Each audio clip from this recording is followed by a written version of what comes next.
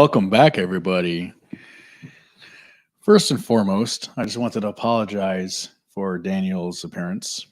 Oh, I was going to bring this up. So Alex has been crybabying to me because he wants to be like a boomer FUD. I'm at, Solomon Smith Barney. I'm not an activist in the liberty movement. I'm sitting here on the trading floor of Lehman Brothers, and I need to be dressed in a suit with a tie. When I said, dude, I don't wear suits and ties. I don't wear suits and ties at council meetings, let alone in your house on a stream for NJ2AS. This is how I was dressed after I left the house, before you started complaining to me. I simply wasn't going to change. That wasn't going to happen. It's okay. I think everybody that's watching this tonight, please make a donation on behalf of NJ2AS to the Daniel Wardrobe Fund, so you don't look like a homeless person anymore. Okay, so Keith, he says Keith says he can't see us. There's a lens cap. Something's in front of the stream. Okay, this is the same thing as last time. So guys, we heard all of your comments about the quality. We are 900 megabits per second up and down, but I am seeing a connection warning. So that's very odd. We wired it. I'm going to put this quiet. I'm listening to it. They're right. It looks terrible. I don't understand. Yeah, man. Unfortunately, it's going to have to look like that. Sometimes I think it gets a little better with time, but yeah, I still see it's blurry. Yeah, that's not a focus issue. That's resolution. Yeah, that's resolution. So you're blurry, but it was black for the first minute. Okay. Yeah, the timer was going on. That's why. Yeah, no, yeah. The black part is the timer with the countdown for 30 seconds. But yeah, this is kind of a bummer. I don't know. We keep having we have a perfect connection. It looks perfect in our preview feed. Maybe if you put it down, take it down a step. Let me know if that looks better. I just dropped it to 480p. See if that helps a little bit. Yeah, sorry about this, guys. That's kind of why we're we have a phenomenal connection. I don't. It's pure fiber. It's pure fiber, and I have 1 gig up, 1 gig down. I tested it from this laptop. Going through a 4K camcorder. Yeah, so it's very odd that this resolution is this bad. And I have a worse camcorder at my house that looks better than this. It doesn't make any sense. So. And I don't know why this app, it shows the Wi-Fi icon. I have the Wi-Fi turned off. So you know what? Donate so you can buy a better camera. How about that? And buy you some new clothes. No, the clothes are going to stay the same. What do you really wish you had Brooks Brothers, 2 guys here with purple and gold tie? No, I just don't want to. I just listen. I just want a semi-professional appearance when people are watching us. And that we're not just. What does professional mean? Just a nice sweater. You're just wearing a sweater. You're wearing jeans and a sweater with a t-shirt under. Better than your. I don't know where does this chain come Shooter from? Lube used to be a sponsor of BSU, so I got a shirt from them, and I'm happy to be wearing it under my jacket. Happy belated erection day. Thank you, Plain Nut. It's your software or Wi-Fi, says Andrew. Yeah, the software is a web-based platform, and ironically, I use it too. It's a very big platform that lots of streamers use. So I don't know what's going on. I probably have to reach out to them. It's called StreamYard, Wolfman. Pretty common aggregator that sends out to all the streaming platforms. But let me get my tinfoil hat and blame YouTube for throttling a stream about the Second Amendment. Use a hardware streaming box. All right, you're going to have to get some donations, man. We're going to have to buy some more equipment. It looks like 1998 video chat. I apologize, guys. This is going to be another miserable night of garbage feed. But speaking of misery, I hope all of your guns are as clean as our feed is. That's everybody's criticizing. Yeah, it sucks because then people jump in, jump out. But yeah, you got a decent amount of people try OBS. Yeah, we used OBS last time. Yeah, it's complicated. It's really complicated. And StreamYard lets us send to different platforms and put comments on the screen. It has a lot more functionality. So it's maybe you do it from my house. Do it from my house next time and use my equipment and just log into your account, because mine works pretty well and it's also hardwired fiber. But maybe we'll do that next time. Mine's hardwired fiber it's as well. Something with this camera. But we did a speed test. It's 1 gig up, 1 gig down, basically 900 megabytes. All right, so enough about hardware stuff. What did we talk about last time when I said don't rely on democracy? Yeah, right. Okay, so this is our whole point. This is a perfect segue. We just had another election in New Jersey, Senate and some Senate. No, the Senate and the full legislature were up. Right. And Ironically, everybody that was endorsed by NJ2AS ended up winning in their re-elections or being appointed. But there was a lot of interesting. I don't know. I don't know. Where do we go with this? This is like the whole. It's everything I've always said, just playing itself out once again. Thank you, financial sovereignty. And by the way, Sinferosa, Sophia, I know we've interacted on Twitter for years. It's awesome to see you here. Thanks for tuning in. I've been saying this for years. I said it literally on the stream last week. Your salvation does not lie in democracy, right? Your salvation lies in culture, right? Mm-hmm. So I said this when we're talking this is 8 years ago. Remember you had that meeting in Brick at that nightclub during a blizzard and half the people didn't show up, but we still had 150 people come. Yeah. Do you remember that? Yeah, Sue Ann was there. Yep. I was there. And that's when we spoke about carry, about how to get carry in this environment where pre-Bruin, no legislature, no judicial appetite, for fighting this. And I said, well, you have to go to them, right? You have to do a mass application, get rejected, then cover the isms, the racism, the sexism, all the kind of bias, and levy that against your enemies, Saul Alinsky tactics, and turn the culture around the people in control, right? It's literally the same thing, just with a different twist now, right? So the things that we endure here, it's not because there's a Democrat majority. Mm-hmm. It's because there's a Democrat majority with our culture, right? Yeah. We have not established a culture that is intolerant of these things, right? Because a Democrat in New Jersey is not going to behave or respond to political forces the same way a Democrat in Wyoming will. So let me just stop you right there, because everybody always talks about Democrat, Republican, right? The Democrats, they don't hate guns. They love guns. They really do. They love guns, but only when they have them. And case in point, I know a lot of people in the legislature, Democrats, that had carry permits. Why? Because they have to qualify, or they had to qualify, at our friends' ranges. So we would get the inside scoop on this on all the time. So again, going back to this notion, they don't want you having guns. They love guns, but only when they have them. Just like the same way Fidel Castro, when he took all my family's land and confiscated everything, they had guns. These are full-blown communists. Communists love guns, but only when they have them. Yeah, McKeon loves guns. All the people in our legislature that complain, they're all, I'm a member of a gun club. The classic democracy. I love this video. There's this guru guy with a head wrap on, and he goes, democracy is for the people, by the people, and of the people, but the people are retarded. So it should be by the retarded of blah, blah, blah. You get the joke, but it's a play on democracy, right?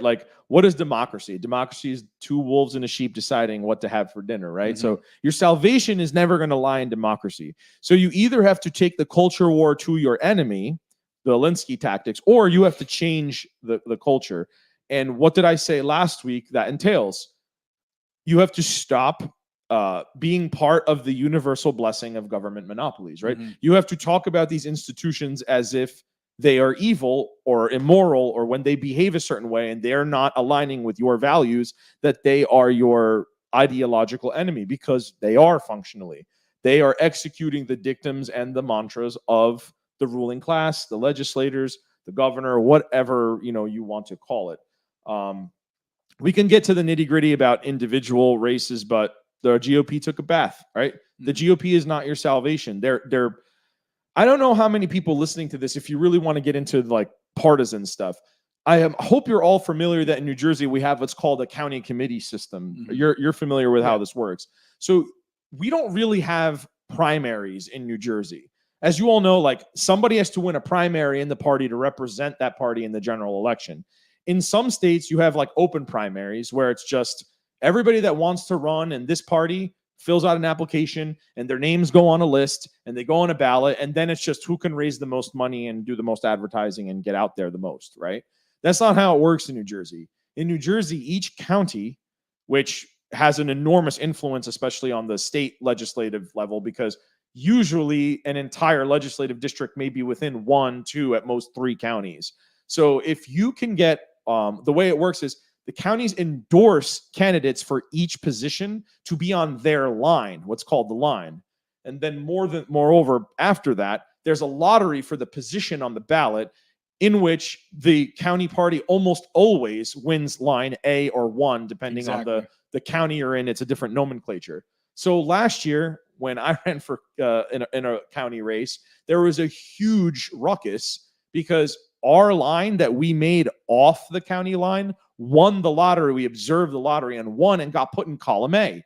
And that pissed off a lot of establishment people because they said, I've heard indirectly that, quote, paraphrased, you made us spend a lot of money to beat you, right? Because they know if you're on line 1 and you say blank county Republican organization, you're going to win. It's akin to about a 25-point lead, which in politics is insurmountable. So in New Jersey, you don't have primaries. You have a party establishment hacks who are like, this is the rhetoric we permit. We don't want you to go too spicy in that direction. We don't want you to go too spicy in that direction. We want the people that are here. And moreover, the people who have been loyal to us have either fundraised, donated money, spent their time in the trenches for us. They really don't care about your ideology or what you say or what you think.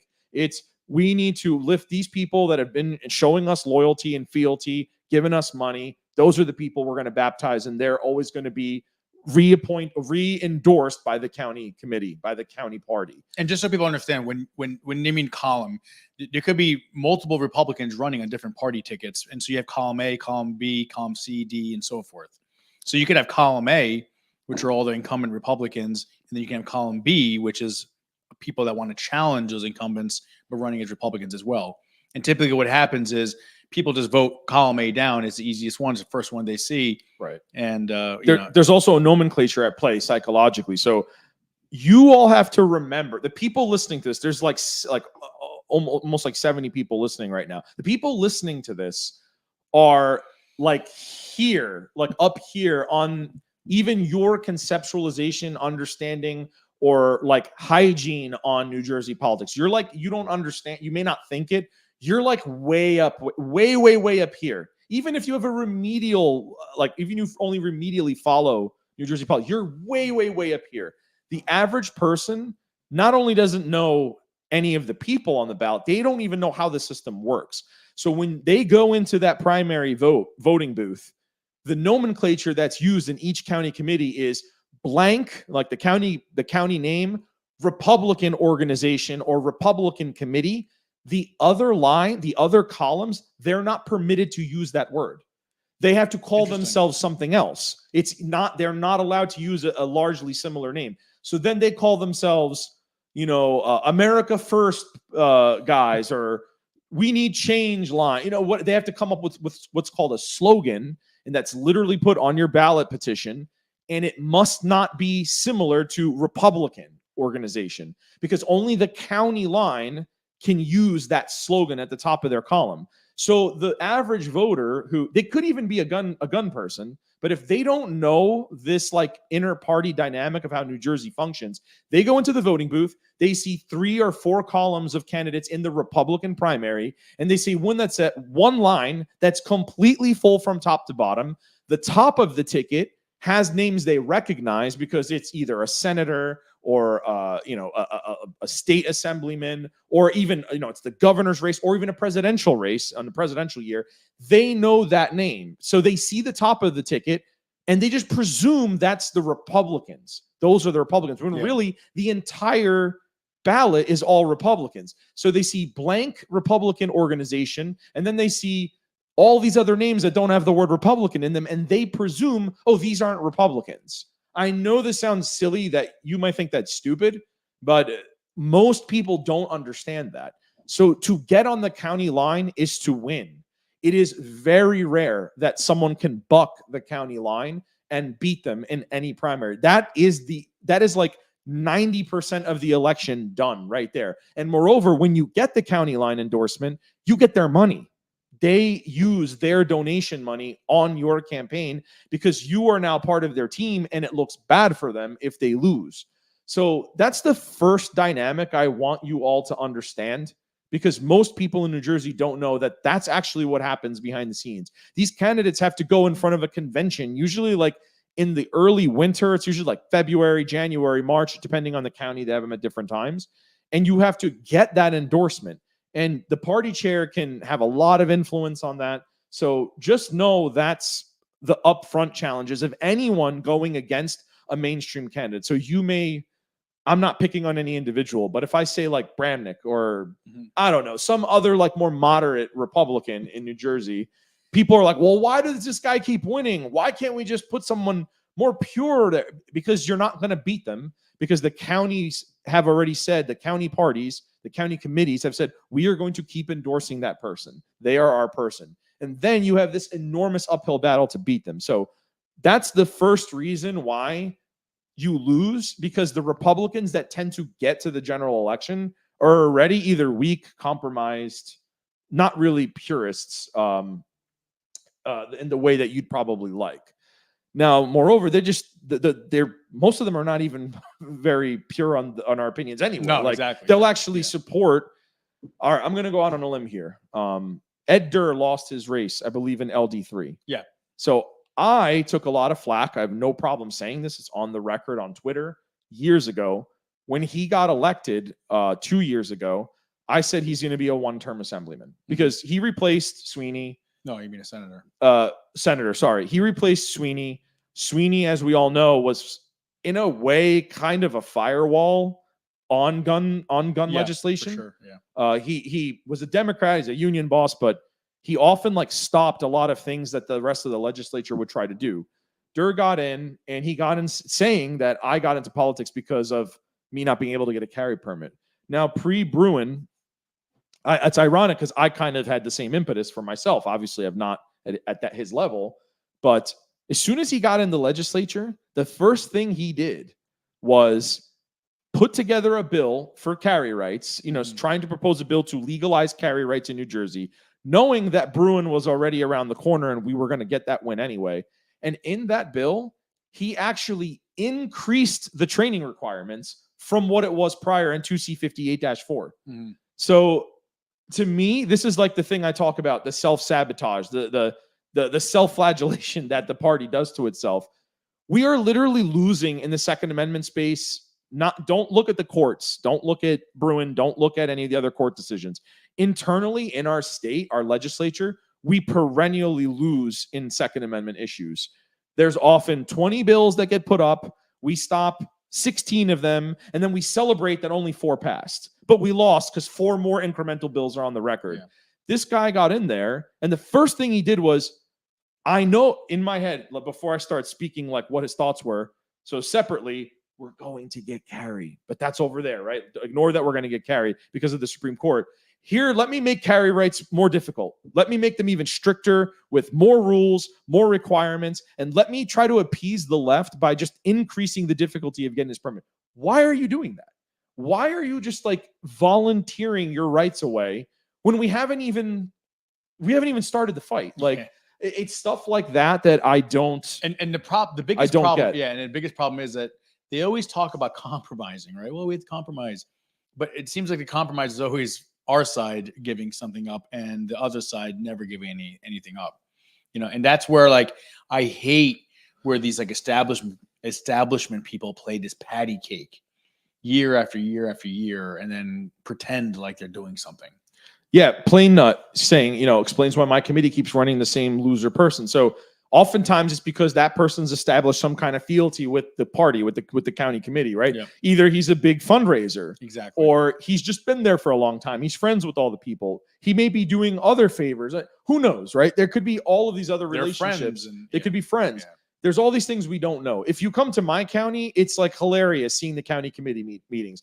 They all hate me. And I'm a committee member. I am the committee member. I'm a committee member from my town. So I have a seat. I have a voting seat in my county committee.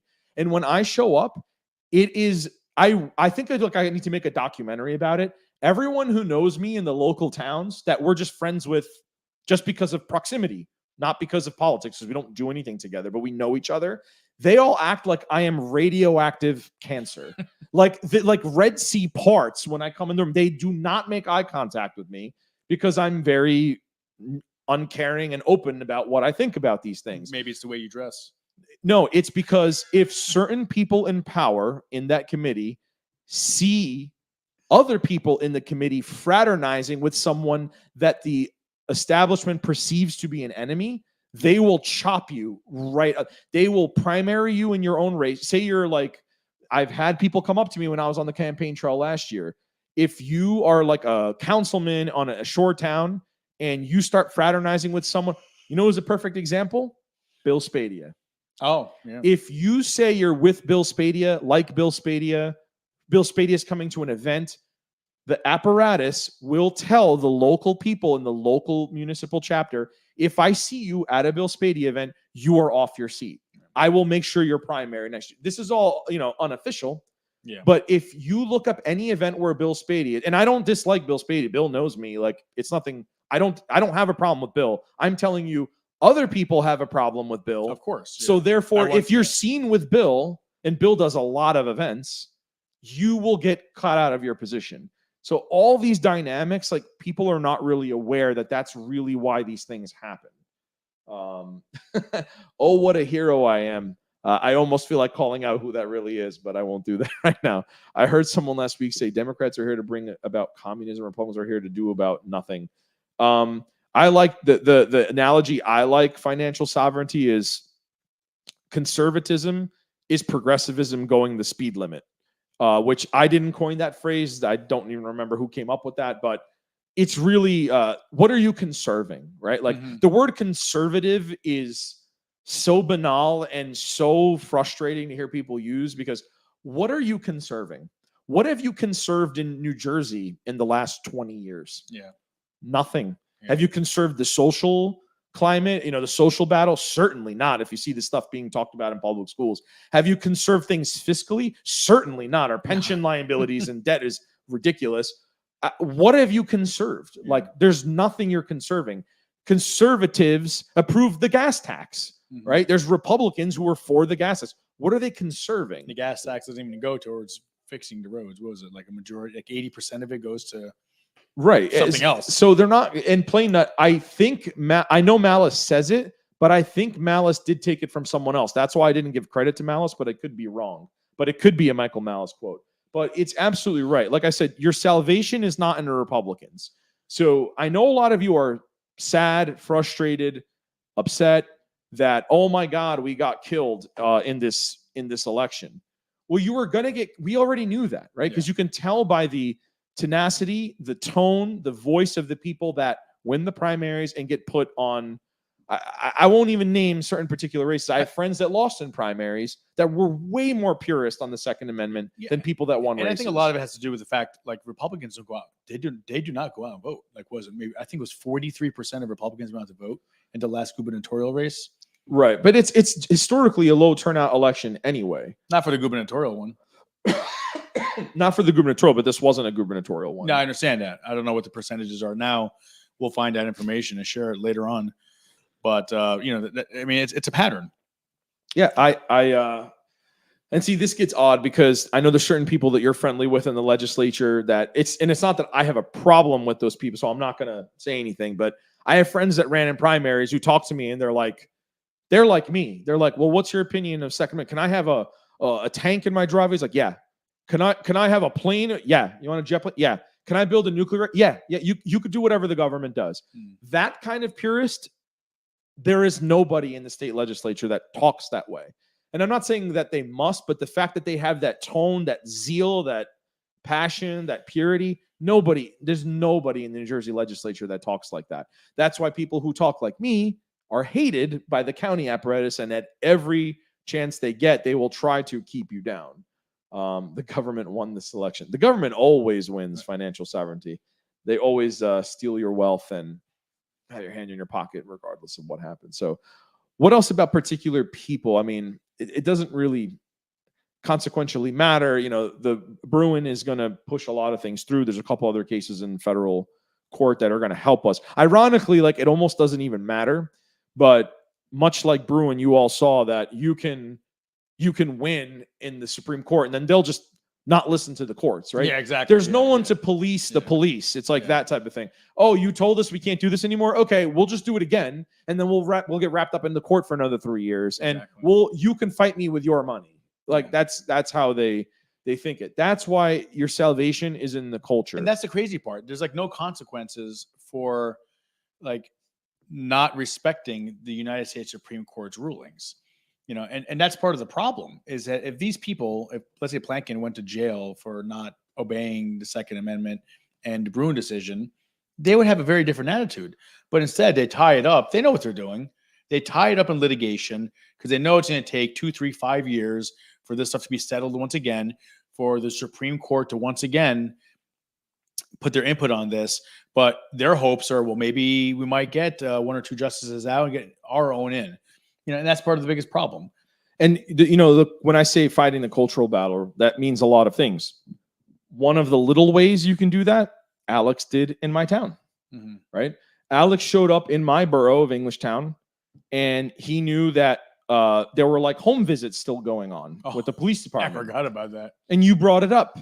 And dude, it was very quick. It wasn't like controversial. You brought it up, and the mayor at the time was like, okay. So basically in Englishtown, New Jersey, the police department would come and do a home visit. What did they want? Lots of towns did that. A lot of towns still, I mean, not still, but they were doing this. Then they would be asking for like a bill or some type of proof utilities. Yeah, exactly. I think in one instance, they wanted to see a copy of the deed just to kind of make it as complicated. It wasn't that specifically. It was just something. But the point is, he showed up. He brought it up in session, pointed to the attorney and said, "Is this lawful?" And the attorney was like, I don't even know if he gave an answer, but they were like, I don't think so. And so the mayor was like, okay, just looked at the police and was like, okay, we're not doing that anymore. And he's like, okay. It was really odd. It was like very quick. And I know all these people very well. Like they're not strangers. I have relationships with all of them. But at that time, I was just starting out on the council and learning. And it's funny how it's like, okay, that was the end of that. And it was done. Did that require a campaign, a lawsuit, running a lawsuit, election? No, it was culture, right? Like, hey, you're doing something illegal. Can you stop? Okay, we will stop. Thank you. And that's done. And the most important thing is that like people like always argue with me about this, but the results speak for themselves. The camera is the most powerful tool that you could have to expose this type of corruption and the things happening. And that's why we've been so effective with our undercover investigations, which we have a lot more we're going to be putting out very soon about. And it just, you cannot dispute that, because how many people here for decades were complaining about the same thing over and over and over again, you know, until we documented and we did our undercover investigations. Then suddenly everybody changed their tune. Yeah. You documented the police contradicting the governor, because the governor's like, I increased carry rates. Okay, well, I'm going to record the cops. I'm going to record the police chiefs I forgot about saying he didn't do that. I don't know what you're talking about. He didn't change anything. And it's like, hey, governor, you're lying, because all of the chiefs that work for you are calling you a liar and saying you didn't do anything. So Governor Christie went out on the campaign trail and for president. And was it 2016?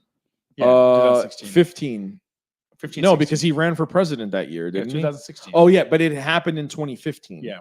Right. And, it was December 2015 when the order came out from Christie. Yeah. And so he was out there on the national campaign trail, and I made it easier for people to get concealed carry permits in the state of New Jersey. We took that clip. We took that clip, and then the subsequent day, the following day, we went to all these police departments, and we're just like, hey, I heard the governor saying last night it's easier to get a carry permit now. I would like to apply. And everybody's like, what? Like, no, you can't apply. Don't even waste your time. Don't waste our time. But see, if Alex came on a stream here and just bitched about it, like, he's being mean, he's lying.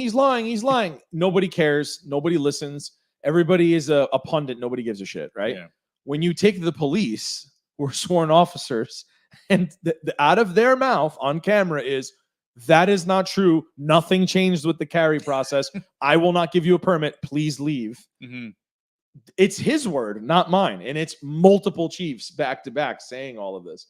But yeah, people here talking about New Jersey throwing a fit. Yeah, we know that's a lot of people are concealed carrying plastic straws in New Jersey. Yeah, fun fact. If you're a regular at a restaurant, tell your bartender, tell your server, can you give me the real straws? And half the time they have them and we'll give them to you. Opposed to the cardboard ones? Yeah, the paper, like sugar, whatever fake material. The cardboard ones are terrible. They just like turn to like paper mush in your mouth. I didn't even know that. Yeah. Well, the fact that, I mean, for people listening from outside the state of New Jersey, in New Jersey, it's illegal to provide a straw. The person has to ask for the straw. You know, they changed the law that if you're a municipal like council person or a mayor, that you cannot apply for a carry permit through your town. Exactly. You have to go through the state police. So indirectly, they're admitting to the fact that corruption exists, and there's government officials that'll abuse the system. So basically, if I'm what is it, a councilman or any person administrator? It's like a municipal public servant. I don't know what the nomenclature is, but basically it's a council person, like elected official or mayor, and then mayor is explicitly listed. So then you have to go apply through the state police, which means you're going to get much slower response time and treated like garbage.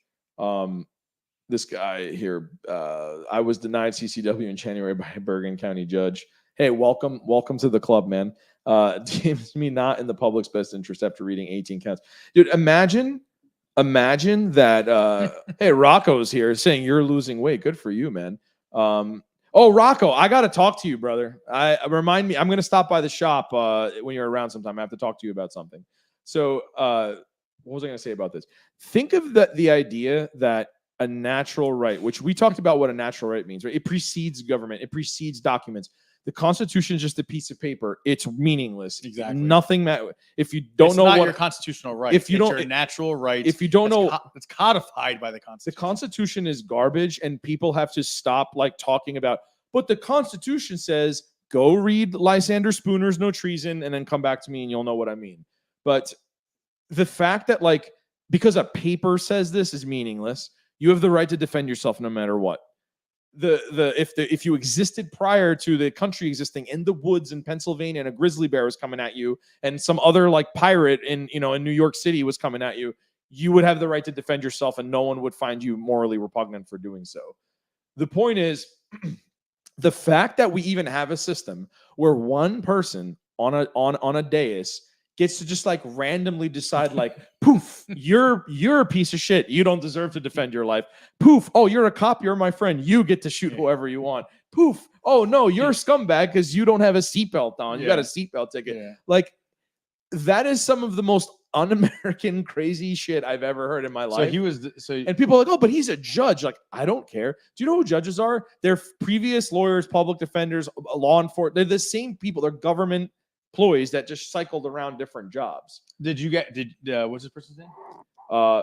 Beat here, limousine, and car store. So I'm assuming if you drive for a living, you probably are getting pulled over more often than the average person. Yeah. Of course, Slappy has to go after my metaphors with the pirates. Hold on. Did you end up getting it? Like, let us know if. Let us know. He's saying he was denied in January, though. Yeah, that's after the bill came out. That was after but there was a point where there was like a cutoff after you applied a certain date. I forgot the exact date. You would not have to apply through the courts. You apply through your local police department. Shoot another comment out there and we'll follow up. What is this? Are others going to make a comeback with the pistol brace rule looking to get squashed? Yeah, it seems like it's going to go away. Mm-hmm. No one can talk about others or confirm they own or deny that they confirm that they own one. Of course, Slappy is going to keep a diligent list of all the metaphors I fuck up for the rest of this stream. Good language. I appreciate it. It's okay. There's kids watching this show. No, there's not. This is a local friend harassing me with a profile that's mimicking someone else. So there's a lot of people here talking about stuff. It means nothing if it's not documented. If you don't record it, it means you know how many times people tell me about what this incredible conversation they had with some administrator in the town or some, the police officer or any government agent, put it that way. And I said, okay, was it recorded? Like one woman, she's like, can you believe I walked into the police department? I said, I want to apply for a carry permit. And the police officer said, shouldn't you be in the kitchen? Like, and I was like, please tell me it's recorded. And he's like, no, I didn't. And, I didn't know I can do that. Exactly. They're going to retaliate against me. You know what? They're already retaliating against you just because of the fact that you want to undermine their existence by being self-sufficient and being able to protect yourself. Yeah, and that's the problem. The right gives they worship these government monopolies. Like If you are scared of retaliation, that is inceptive proof that you're a slave. Mm-hmm. Like, you already have a slave mindset. Like, I am subordinate to this person or this group. I am terrified. I don't want to upset them. Like, you are the victim. You already have a victim subordinate mindset going into it. You should not feel that way. You should have the complete opposite. This is the culture war I'm talking about. You should have the complete opposite mentality. Oh, what would you do if you were like on the playground with your children and like another adult just started like harassing your kid? Mm-hmm. You would, you're the mama bear, the angry dad, like something would come out and you would probably go out and shove the person or do something, right? No proof. You would do something, but you would show emotion. I need to defend and stand up for myself. But when it comes to people who work for the government, everyone's like, ooh, oh, I can't say anything. Like, no, that's precisely who you should speak out against. If at every council meeting, at every municipal council meeting, there was a parade of people saying, I am so-and-so, my application is on day 75. The statute says it must be done in 60 days. Why are you breaking the law? And I want the clerk to I want this in the minutes that I am accusing that police chief and that detective and that police commissioner, because there's always a commission, right? Why are you breaking the law with my application? And we've done that. I mean, look at Jackson, New Jersey. Like, people were waiting 8, 9, 10 months. People were complaining about. Suddenly, we show up at the council meeting with our cameras, recording them and saying exactly what Daniel was saying. And guess what? People started getting their permits within 2 weeks, if that. People were emailing me left and right, like, my God, I waited 8 months for this. Now I got it in, like, they called me in 10 days and blah, blah, blah. Why? Because the camera was there. You were calling them out. You weren't just like people, they like something burning. Yeah, there's dinner being cooked. Okay. Keith is quoting Professional Douche. I'm almost positive. If you guys don't know Professional Douche, go search him on YouTube. He's hilarious.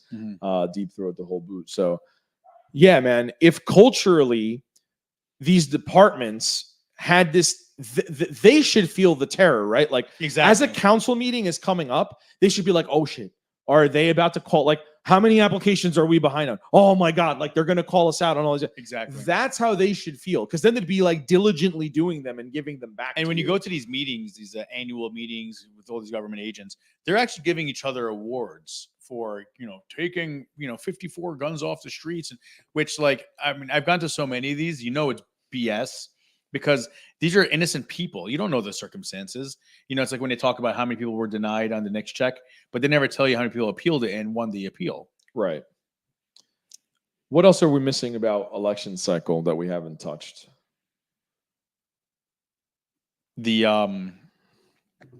I think that what most people have to do is you have to be like a liaison to this issue. Because if every person said, hey, I'm going to take 5 friends and family with me to the voting booth, I'm going to explain to them the cause, and the issues here and ask them to vote a certain way, I believe that would be paramount, because that's what the left does. Like, you actually, like, they were talking about how the campaigners, door knockers, going out and helping people get like their, the ballots and submitting their ballots and so forth. The left is fantastic when it comes to those things. Unfortunately, Republicans are very disorganized. I don't think they have those get out the vote kind of movements. And I think that if we were like a liaison to get 5, 10 people, you call them up on the day of election, you get the ballots in the mail, you have them, help them fill it out, mail it in. What's like a very passive way that you can do this where you don't have to feel scared because you don't have to go in front of a meeting on camera, speak in front of a crowd, be on the record. You could literally Oprah request the docket of like how many applications are outstanding, what is the age of each application, what is the oldest application, what are the ages of the applications in chronological order, how many were accepted, how many were denied. Now, they can't give you information like names or who the people are or why they were denied, but they can give you non-specific information like the oldest application is 6 months old, right? You could, if you were so inclined, just Oprah request it every day. Yeah. And they have a certain amount of time to respond, like 10 days or 7 days, and then they can extend it by, I think, 2 weeks. But if you just do that every day and you have a running count of how many applications and you publish it every day, put it on your Facebook town group, put it on whatever, like online, put it on your socials, put it on town hall, like go to the public session and read it. Hey, I'm just putting on the record, and I'd like the clerk to add it to the minutes that our town is behind on 17 applications. Right? If there was this culture of like, no, you guys are hurting us, you're the problem, not us. We are going to document and call out all of your malfeasance. If that attitude was there, they wouldn't walk all over you. Yeah. But if they say something and they go, and you go, oh, he yelled at me, I don't want to get in trouble, I better not bother him, because I've witnessed videotape that someone has sent me before. I won't say what town, I won't say who the person is, where they were trying to hold a chief accountable for being behind months on his application. And it wasn't a carry application, it was an FPIC. He went up to the chief, went to the police station. The chief pulled him outside of the police station and threatened him. On camera, he was wearing a camera. He's one of our followers. And we wanted to release this video, and the person is so scared. Look, we protect our sources, right? So the person is so scared of retaliation because his job is tangential to this person and to this, I'll just say, entity, that I don't want to say chickened out, but at the last second, he's like, please, I can't publish this. Mm-hmm. And we honored him. I'm not going to do something you don't want to do. I am telling you, I witnessed the tape of a chief berating this guy right outside the police station. I presume he went outside because there was cameras inside and he thought he could do it and it was private. I don't know. We have this stuff documented. It happens. So yes, they don't care about you. They will abuse you and put you down. Yeah. I'm telling you right now, I have so many people call me up. They tell me some, horrific stuff. They've been waiting months, asking for blood samples, basically, and DNA evidence before they apply for their carry permit or any gun permit. And then suddenly they call back, oh, my sister-in-law, my dentist's friend can help me out, said he knows, blah, blah, blah. No one cares. Nobody cares. I can promise you right now. And then 6 months later, they call me up again. Hey, I'm still waiting for my permit. Yeah, maybe I'm just built different. Like I hate feeling like I'm getting abused. It's like it'll consume me if I feel like someone is getting one up on me. So I have to do something. Like I have to do something. And when people tell me, because people come to us and tell us stories all the time, and then you go, is it recorded? No. So we can't help you, right? Well, we can help you in other ways, but not as effectively. And also, but hold on, let me finish this thought. And then the next thing they tell me, I'm like, okay, what you have to do is this, X, Y, and Z. Go to the meeting and say this, document this, Oprah requests that, because you're not willing to, or wear a camera. Well, no, yes. Okay. Then I come back to them a month later. Did you get your permit yet? No. Did you do any of the things? No, I don't really want. It actually like eats me alive. It's like, now I'm mad for you that you're letting these people walk all over you. Get away with it. It's like, how are you not pissed? How are you not motivated to do something about it? These people are bullies. They're bullying you. They're bullying probably dozens of other people at the same time. Yeah. If someone just responded to them effectively once, twice, 3 times, it would stop. But I just wanted to finish that thought. There's Slappy Joe says, the government has no right to humiliate or terrorize me. I pay my dominatrix a healthy sum for that already. always Slappy being his authentic self. It's exhausting. This is a great point. It's exhausting, motivating, even close friends to vote. Weeks and months of work turn into very little votes. I can tell you personally, from my personal experience, there's very few people that you can go up to, even people you know really well, who would call you a very good friend, and you tell them, hey, early voting starts 5 days prior, and there's mail-in voting a month prior. The election begins when mail-in voting starts. That's another problem. Yeah. If you want to talk about partisan tactics that the GOP doesn't take seriously. Voting doesn't begin on election day or early voting. It begins the day mail-in voting begins. Yeah. And I always tell everyone, they're like, well, where can I vote? I said, right here at your house. This is the thing you print out, fill it out, mail it in. You're done. Well, you have to opt in to mail in, and then you get a ballot, you mail it in, no stamp, send it in, done. You're done. I don't have to hear about how your dog died. I don't have to hear how your aunt got sick. I don't have to hear about how your child has a recital. I don't have to hear about how you got sick or your car broke down. All these excuses that happen. Just do this paper thing now in your own free time that takes 5 seconds for you to check, and sign, and they will not do it. Yeah. They will fight you. They will give you excuses. Anyone who ever wants to run for office, if someone tells you, "Oh, I'm gonna go on election day," that means they're not voting for you. Like that literally means I don't care. I don't want to do the paper ballot, and I'm not going. There is zero reason to not want to just fill the paper and send it in. But again, this is what this person is saying is 100% right. You will be shocked when we're talking about voting, even simpler things. Hey, can you just show up at this event and sit there not saying a word just so we have support? We have people there and talk with our friend. It's like asking someone for $1 million. Like they literally will not do it. So if you're wondering why this like democracy is a losing proposition, this is part of it. It's very hard to motivate people. And yeah, you end up alienating people more than getting them to vote because then they think you're crazy. Like they don't want to deal with you anymore. Hey, Andrew F just joined NJ2AS. Andrew, thank you very much. Welcome our latest member. Thanks, man. Even if you ask to have clerks read your questions, then can refuse. Now you're getting a little too personal, dude. Slappy Joe, dude. Slappy is the man. He's the best. Keith B. And the left makes the JOIs. It's easier to complain to the universe and hope you get results. On a serious note, I was totally shocked at the ballot totals for some towns in my county. I was checking some things on Tuesday night, and some towns had sub 100 total votes. Yeah, exactly. Yeah, and some measures like referendum questions, they passed. Some of they passed by very little like small margins. And this is the whole problem with the mollification of society. It's just like people give up. People just say, you know what, it's not worth it. And the amount of people that I've always heard say the same thing, what does one vote? Does my vote really matter? It's like, well, the hundreds of people that I've talked to per year, sometimes it could matter. And you shouldn't think that way. Just remember, the election is the primary. If we're just going to talk statistics, we're going to talk arithmetic. If you live in like a 60% Republican area, whether it's your county, your town, whatever, let's say it's like 55% Republican, you're going to have a Republican and a Democrat candidate. Again, you guys, the people who follow the gun rights world, the liberty movement, on the scale of like politics, if I'm putting up like, this is very knowledgeable, I'm room temperature IQ, you're all up here. You are like exceptionally high. Even if you only have a remedial understanding, you are exceptionally high. Most people don't know anything about those people on the ballot, more so any of the issues.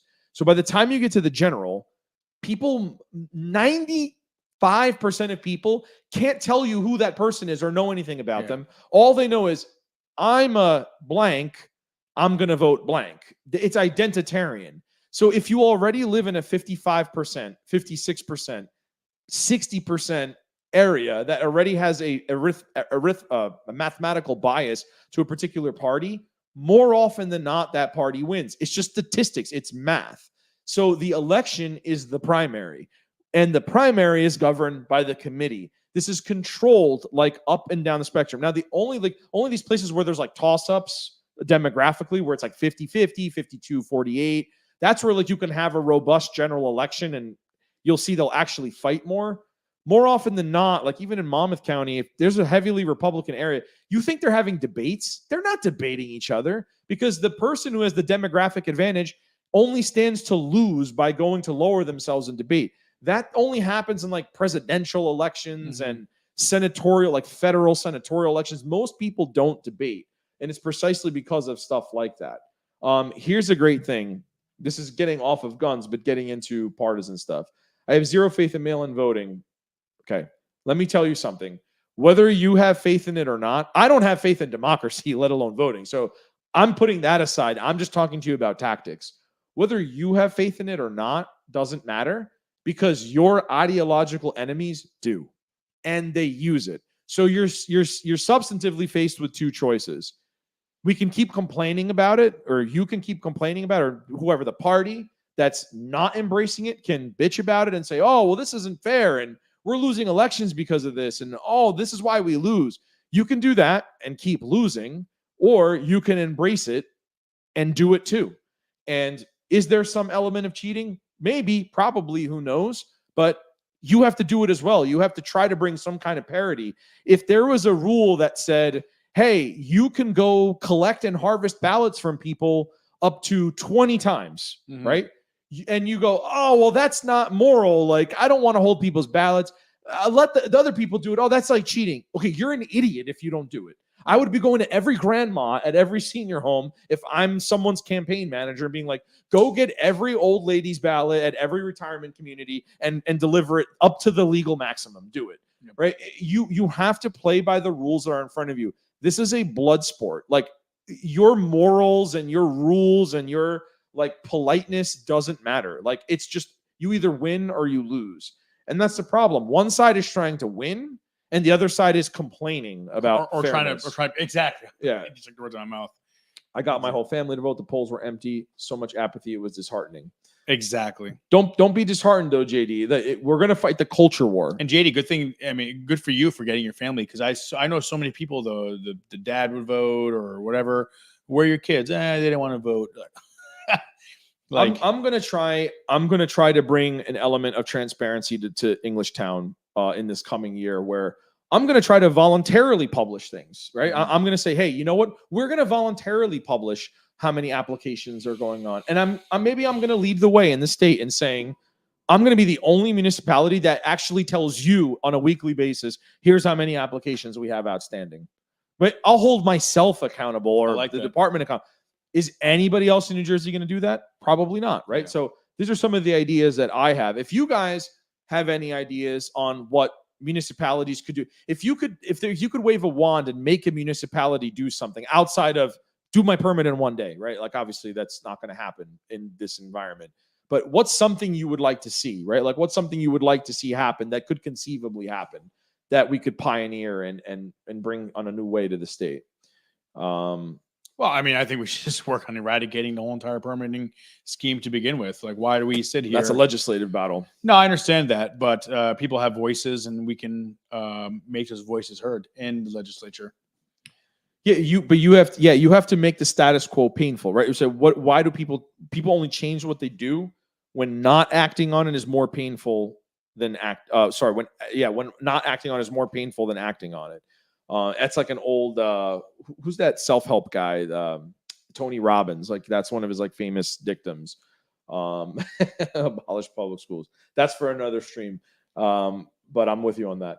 What else are we missing electorally, man? Well, I know to people, I got messages. I'm going to try to get some of these people that won their election on the show. I didn't know we had the guest function. So now that you show me that we can actually bring people on, it's pretty easy. I think we're definitely going to have a few legislators on, and they're going to talk about what they're going to do in the New Jersey legislature to fight on your behalf and support, because these are people that owe their victories to NJ2AS endorsements and support. Yeah, we should have them on and push them. And push. I was just going to say that. Yeah. Not to pat them on the back. Yeah. Hey, thanks. But now, how are we moving the ball further down the field? Yeah. What boundaries are we going to push? What discomfort are we going to create? That's what I want to say. And push me too, right? Like, give me new ideas of what I can do. I'm going to be my outspoken self, but push me, keep me honest. Like, let's move the ball down the field. Like I said, I think it's good that you introduce those dialogues. Moreover, next week you have a video to drop. Yes. We'll be dropping, I think Monday or Tuesday. We'll talk about that off air on when we're going to start dropping content that's going to start changing the narrative, that's exposing the corruption, that's exposing the frauds going on in the state of New Jersey when it comes to our constitutional rights and our natural rights. And that's something that we need your support for. So people are always asking, how can I help? If you can't physically help, I mean, unfortunately, like, we have to have our legal team ready to go. We, publishing, I want to get some people on board to help doing video editing and so forth, but that costs money.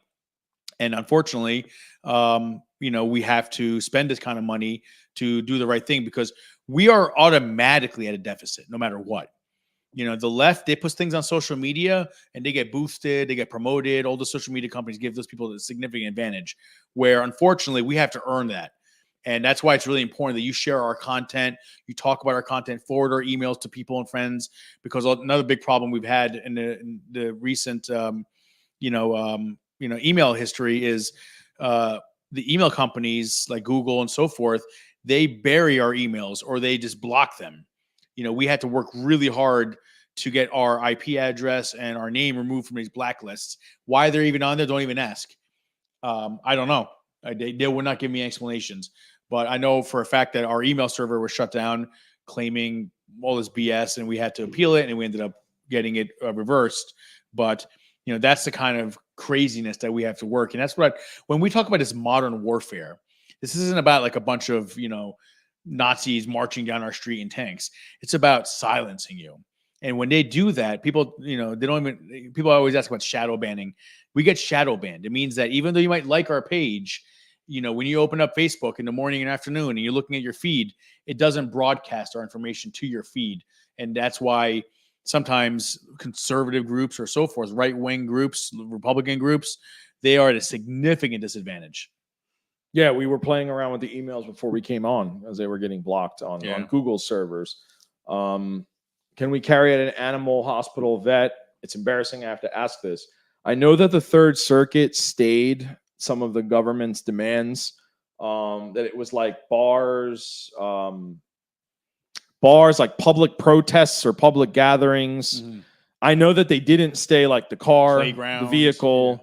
I'm sure that federal buildings and all that stuff is still there. Yeah, I'm sure government buildings.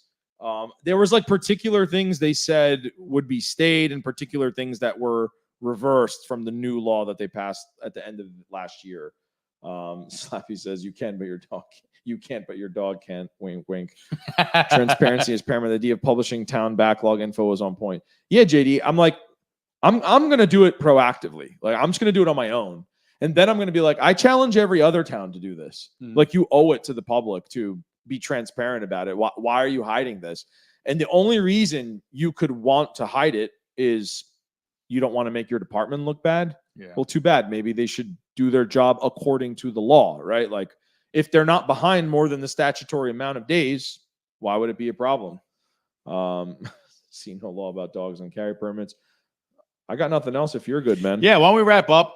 Like I said, we're going to start dropping content next week, so we're asking for your support. The next Life member that signs up, becoming a Life member, you'll get a signed copy of Anthony Calandro's Crime Proof book. It's a great book. Highly recommend it, and it's a signed copy by him. Right over here. Here's a signature. Mark Cheeseman confirms it's a medical facility at a vet, so no. Oh, interesting. Yeah, Thanks, Mark. Mark knows his stuff, but we cannot give legal advice because we're not lawyers. I'm definitely not a lawyer. So let's wrap up, guys and gals. Thank you so much for your support. Please sign up NJ2AS.org. We're going to need your support very soon. We've got a lot of big things coming down. Look out for content Monday or Tuesday. We'll be dropping it on our website, NJ2AS.org, and all of our social media. And let's do a two-way event in Englishtown. That's a really good idea. That's a very good idea. You have a friend and you have the resources. You have a great restaurant there as well. So yeah, absolutely. Let's plan a social event as well. Let's go kiss some babies and shake some hands. You have to do more social stuff, man. No, we will. We will get that going. I miss doing that stuff. All right. Next week, new video dropping beginning of the week, and then we'll analyze it and talk about it on Thursday stream. All right. Thank you, everybody. Have a good night, guys.